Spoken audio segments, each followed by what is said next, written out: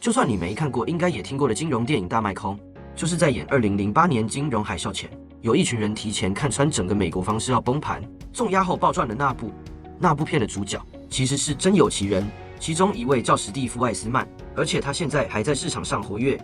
最近史蒂夫接受 CNBC 采访的时候，讲了一句话，让我特别想跟大家聊聊。他说，现在我唯一担心的是关税，不是什么通膨，不是美国债务问题，也不是科技股泡沫，他最担心的只有关税。这个想法和先前介绍过的桥水基金创办人达利欧的想法不太一样。到底两位大神想法不一样，我们该听谁的？而且你知道先前挺川普挺到底的马斯克，最近传出和川普翻脸了，到底发生什么事？大家好，我是麦门，这里是分享如何投资全球各大股市，不盯盘，不短冲，只赚大波段的频道。辛苦可以一阵子，而不该是一辈子，这是我的投资理念。如果你也认同这个理念，请在下方为这部影片点击热推，让 YouTube 记录你的喜好，为您推荐更多相关的影片。本集影片要介绍大卖空主角和桥水基金创办人的看法差异，以及马斯克、川普这两位狂人为何出现裂痕。准备好了吗？我们马上开始。大卖空主角对市场的见解。自从川普要把除了中国以外的对等关税延后90天后，市场开始止稳并反弹。从4月8日的低点反弹到现在，标普500已经涨了快20%，也难怪有些人开始说，看吧，市场不怕关税了啦。但大卖空的主角史蒂夫不这么认为，他说，你们都太小看这件事了。他的意思是，这些贸易谈判不像表面上看起来这么简单。你以为美国说要谈判，对方就会乖乖就范？不管是中国、欧盟还是英国，这些国家都有自己的利益要守，他们怎么可能让美国说什么就做什么？而且如果谈判谈不拢，万一川普又一时不爽把关税加下去，那整个市场还是会受影响。所以史蒂夫的话意思很简单，现在市场表现得好像没事，但关税这一题其实根本没解决。那他自己怎么操作呢？他说目前是全做多，意思就是他还是看多股市，但已经开始降低风险比重，也就是手上的部位比较保守，随时准备应对变数。接着记者又问他，那美债呢？你不怕美国债务这么高，万一出问题怎么办？史蒂夫的回答其实蛮有趣的，他说，我不太担心，因为目前市场上没有什么商品能真正取代美国国债。他解释说，就算美国赤字变得很严重，只要没有人能提出比美国国债更稳、更有流动性的替代品，那市场就还是会继续买单。而且就算美债殖利率现在看起来比前几年高很多，他也觉得合理。他说，你不能拿现在去跟殖利率为零的时候比，那个时候才是不正常啊。你要跟过去几十年的历史来看，现在的利率其实一点都不夸张。不过这边就有趣了，因为另一位投资圈的大咖桥水基金的创办人达利欧的看法跟史蒂夫完全相反。达利欧前阵子在纽约一场公开论坛上讲了一段话，他说，我们应该要开始怕债市了。他甚至拿医生做比喻，他说，就像病人看病，我现在可以告诉你，你的病正在恶化，虽然我不知道哪一天会突然发病，但未来3年内很可能就会爆掉。他还说，美国的财政赤字占 GDP 的比重会高达6.5%，这已经超出市场可以承受的范围，等于是市场的容忍极限。所以现在我们看到的状况是这样，两个都超有分量的大人物，一个说我只怕关税，债务还好，一个说我只怕债务，关税我没提。那我们一般投资人怎么办？要听谁的？其实也不是要选边站，而是提醒我们，市场现在看起来很稳，不代表没有风险存在。所以如果你现在手上有股票，有 ETF， 或者你在考虑要不要进场投资，这些东西都不能不想清楚。这不是在吓大家，但我们就是要学会看事情，不能只看表面，因为真正影响市场的，有时候不是眼前的利多，而是那些大家没注意，但早晚会爆出来的地雷。你觉得呢？底下留言告诉我，你比较认同哪一派的看法？是大卖空的史蒂夫，还是桥水的达利欧？达利欧的具体看法。我们再更进一步分析达利欧的想法。他说，美国的债务问题已经走到一个非常危险的边缘，甚至用上了一个非常惊悚的词——死亡螺旋。什么叫死亡螺旋？来，我帮你白话翻一下。达利欧在他的新书里说，美国现在的债务结构就像一个滚雪球一样，越滚越大，而且那个坡是朝着悬崖下去的。他说这个现象叫债务的死亡螺旋，意思是美国政府要还旧债，就得发新债，但发新债也不是你说要发，市场就乖乖买单。投资人会说，你现在债这么多，我借钱给你，我风险不是变高了吗？那我要的利息也要更高才行啊。所以美国就被逼着用越来越高的利率去吸引人来买债。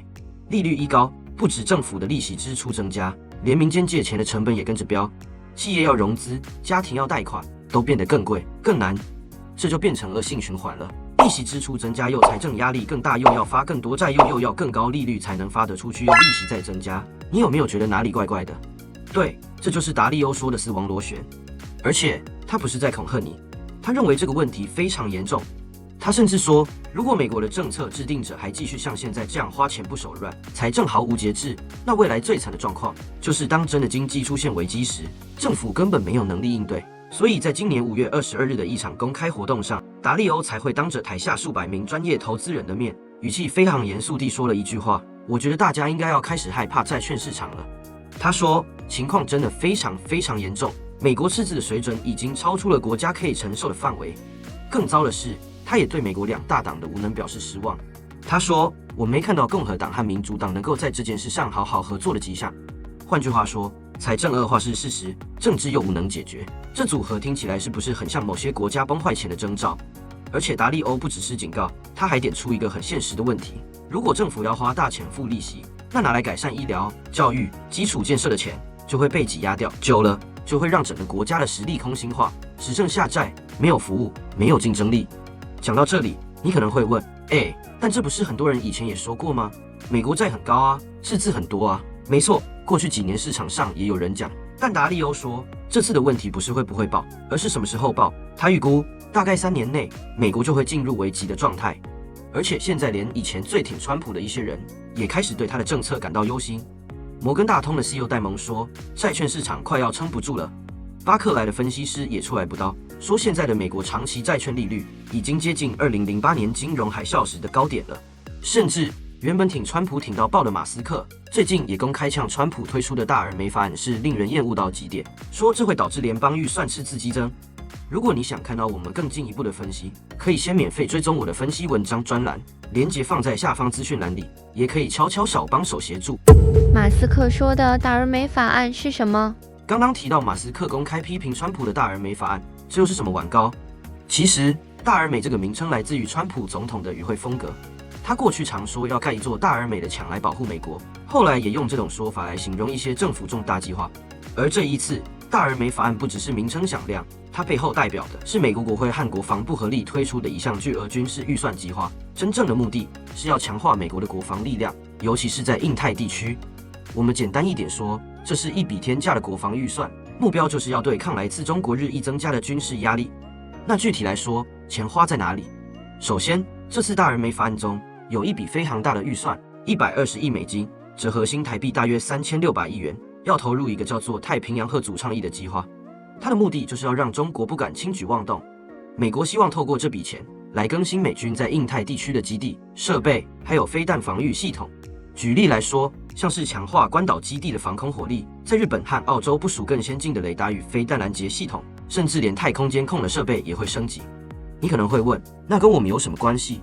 答案是有，而且关系非常大。这笔预算当中也包含了协助台湾提升自我防卫能力的内容，这代表未来我们有机会获得更多美方军事支援，不管是设备上的升级，还是战备训练的强化。简单说，就是帮我们多装几层防弹玻璃，让敌人更难打破。美国国会这次不只是撒钱买武器那么简单，他们还想从根本做改变。这项法案的背后，其实是一场大规模的国防改革行动。他们要干嘛呢？要重新打造国防工业的产能。这不只是要造飞机、造战舰，更重要的是提升整体的军工生产速度跟品质，甚至还要加速开发未来科技，包括人工智慧、无人机、网络作战等等。这次大而美法案特别编列预算，要改善军人的居住环境、医疗保险，甚至是家人的照护体系。因为他们知道，当一名士兵能安心无后顾之忧，他上战场时的专注力和士气才会更强。但我们不能只看到这些计划表面上的光鲜亮丽，背后其实也有非常现实的压力。首先是财政压力。整体来说，这份法案预计在未来10年要追加将近1560亿美金的预算，来维持这套国防升级系统。在国债已经爆表的情况下，这些开销也引起了不少人担忧，包含一些国内的经济学者、投资人，甚至是川普曾经的盟友马斯克，也都跳出来表达对法案的反感。马斯克怎么说？他说这法案简直恶心，因为它可能会让联邦赤字进一步扩大。换句话说，美国要打这场国防升级战，付出的代价不只是钞票，还可能会是国内经济体制的恶化。不止如此，就连摩根大通的执行长戴蒙也出来警告，债券市场可能会因此出现裂缝。因为当政府不断发债筹钱来执行这些国防计划，利率就可能会一路往上飙升，最后反而压垮整个金融系统的平衡。一方面，美国希望透过这套计划来强化全球军事地位，让中国在印太地区无法轻易动手；另一方面，这也意味着政府将背上更沉重的财政包袱，进一步挤压国内教育、医疗、社福等基本服务的资源。所以，大而美法案到底是救过沈丹，还是捆着债务的定时炸弹？这可能会是未来几年全球观察美国政策最重要的指标之一。不久前，马斯克才被川普夸赞是美国的骄傲，两人同框，互送礼物，握手寒暄，画面看起来温馨又和谐。川普笑着说：“这是送给伊隆的一点心意，感谢他为国家做的一切。”马斯克也点头道谢，两人关系好到不行。但短短不到1周，马斯克就突然变脸，火力全开，连续3天在社群平台上狂轰猛炸，把刚刚讲到的大而美法案骂到体无完肤。他还直接呼吁大家打电话给国会议员，要求他们挡下这个法案，甚至公开呛声说，如果谁敢支持这个法案，2026年期中选举就等着被选民淘汰吧。这一波操作让整个华府都傻眼了。众议院议长强生就说：“我真的搞不懂发生什么事。”马斯克才在周一跟我聊了快半个小时，气氛超好，还互传了一堆开心的讯息。结果不到24小时，他就转头开炮，说要干掉这个法案。马斯克为什么要这样？他到底反对什么？从表面上看，他说他是因为担心美国债务，因为大而美法案实在太烧钱了，不但要动用未来10年超过1500亿美元的追加预算，还可能恶化国家的财政体制，让债市崩掉，利率飙升，甚至影响整个经济稳定。但其实这份法案中有个关键条款，它取消了一些对电动车和太阳能产业的税收优惠。你知道这代表什么吗？代表像特斯拉这样的企业，未来可能少赚很多钱。特斯拉如果少了政府补贴，车子的价格提高，消费者买单意愿下降，销售量下滑，股价也会跟着跌，等于直接给马斯克一记重拳。而据说在法案公布前，马斯克其实已经悄悄去游说国会，希望保留这些补贴，但结果是没谈成。所以马斯克的反对或许不只是出于国家利益那么单纯，背后其实藏着一个很现实的问题：钱。而这场冲突也让共和党内部陷入了混乱。